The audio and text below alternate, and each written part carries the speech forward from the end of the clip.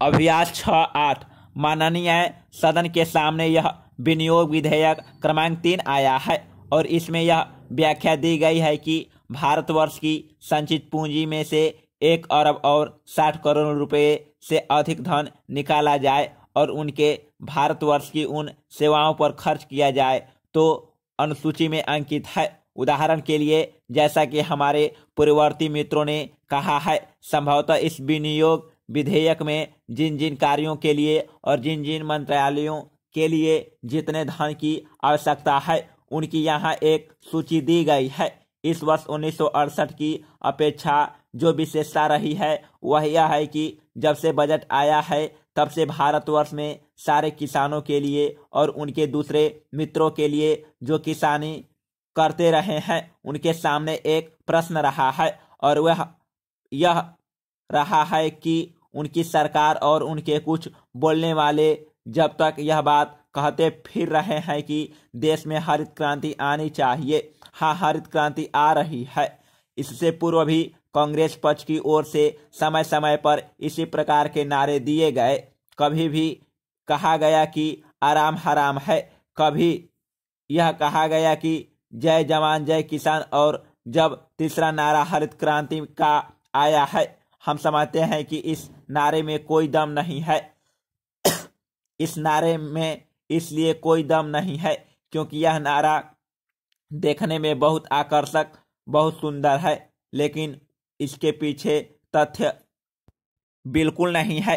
किसानों के ऊपर टैक्स लगाने की मंत्रिमंडल के द्वारा और कांग्रेस के अन्य मित्रों के द्वारा जो बात कही गई है वे मित्र कभी खेती करते नहीं हैं और न खेती के बारे में जानकारी ही रखते हैं। आदरणीय भारतवर्ष में खेती का जो सबसे बड़ा प्रश्न चल रहा है वह 2 बातों के ऊपर आधारित है और यह कृषि की समस्या न होकर खाद की समस्या भी है। प्रतिवर्ष हम खाद के रूप में बाहर से करोड़ों रुपए की अनाज मंगाते हैं और अनाज का उत्पादन करने के लिए हम प्रतिवर्ष करोड़ों रुपए की खाद मंगाते हैं। कांग्रेस सरकार की तरफ से गत 20 वर्षों में हमारे सामने बार बार कहा गया कि यह बात दोहराई गई है कि अब भारतवर्ष में हम बहुत ही जल्दी खाद के मामले में आत्मनिर्भर हो जाएंगे, हमको खाद की चिंता नहीं करनी चाहिए। लेकिन कांग्रेसी मित्रों ने जितने जोर से यह कहा कि हम खाद की समस्या सुलझा रहे हैं उतनी ही खाद की समस्या उलझती गई है। जनसंख्या की जो बात कही जाती है उसके मामले में हम यह निवेदन करते हैं कि एक बार परिवार नियोजन के बारे में और जनसंख्या के बारे में जब सारे संसार में चर्चा चल रही थी तो हमारे योग्य मित्र भी शिलभद्र जी को याद करना चाहिए कि उस समय रूस के पत्र प्रावदा ने आलोचना करते हुए क्या लिखा था। उसने लिखा था कि हमारे सामने यह समस्या नहीं है कि भारत में कितने आदमी बढ़ते चले जा रहे हैं, बल्कि हमारी समस्या यह है कि इनको क्या खिलाएंगे। महोदय, शहरी लोगों को जिनके पास खेती नहीं होती है उनको सालाना 3000 रुपये की आमदनी तक कोई टैक्स नहीं देना पड़ता, मगर किसानों को इस तरह की कोई छूट नहीं दी गई है। अगर किसानों को 500 रुपये सालाना आमदनी होती है तो उन्हें उस पर भूमि राजस्व देना पड़ता है। उनको शहर वालों की तरह टैक्स में किसी भी तरह की सहूलियत नहीं दी जाती है। तो यह जो अन्याय और विषमता की बात है उसको दूर किया जाना चाहिए। देहात के आदमियों को भी शहर के आदमियों के समान भूमि राजस्व में छूट दी जानी चाहिए। कुछ लोग इस बारे में अब कहते हैं कि शहर वाले लोगों को म्युनिसिपल टैक्स देना पड़ता है, वैसा देहातियों को नहीं देना पड़ता, लेकिन उनका ऐसा कहना गलत है क्योंकि गांव को जो किसान हैं, मजदूर हैं, कारीगर हैं या कोई भी छोटे से छोटा गृहस्थ है उसको ग्राम पंचायत टैक्स देहातों में देना ही पड़ता है।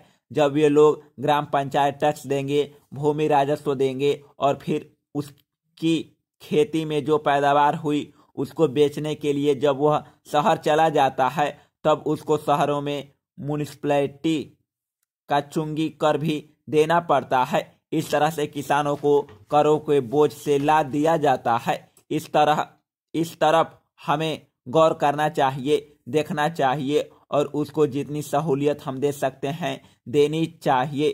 तब वह छोटा किसान पेट भरकर रोटी खाएगा, अपने बाल बच्चों को खिलाएगा और अपने देश में खेती का उत्पादन बढ़ाने की कोशिश करेगा। नहीं तो वह अगर नाराज रहा, दुखी रहा तो हमारे देश में खेती का उत्पादन किसी हालत में नहीं बढ़ सकता। हम देखते हैं और यह हर एक को मालूम भी है कि हमारे शहरों में दिन पर दिन सीमेंट और कंक्रीट की सड़क बन रही है, डॉमर के रास्ते बन रहे हैं, शहर की आबादी बढ़ रही है। लेकिन देहातों में या गांव में जाइए तो आप यहीं देखेंगे कि हमारे बाबा दादा के समय में जो मकान हमारे कच्चे थे, फूस के थे, वे आज भी वैसे के वैसे हैं। हमारे गांव में आज भी न बिजली है, न डॉमर तथा सीमेंट की सड़क है। इस तरह की दयनीय अवस्था आज भी देहातों की है। इस दुर्दशा का मुख्य कारण उस समय की अवस्था आज भी दरिद्रता है। खास करके जो छोटे किसान देहातों में रहते हैं उन्हीं की संख्या ज़्यादा है। वहाँ पर जो छोटे छोटे किसान या भूमिहीन मजदूर हैं उनकी हालत बुरी है। उपाध्यक्ष महोदय श्री भूपेश गुप्त ने बहुत बुद्धिमानी से अपनी आंतरिक बातों को घुमा फिरा कर ऐसे रूप में उपस्थित किया है कि उसको हमें समझने में थोड़ी कठिनाई जरूर आती है, परंतु मैं यह नहीं समझ सका जैसा कि इस विधेयक में कहा गया है प्रत्येक संसद को अपनी मातृभाषा में बोलने का अधिकार है। सिर्फ इतना ही है कि इस बारे में स्पीकर को पहले से इत्तला देनी होती है कि मैं बोलूँगा। समाप्त।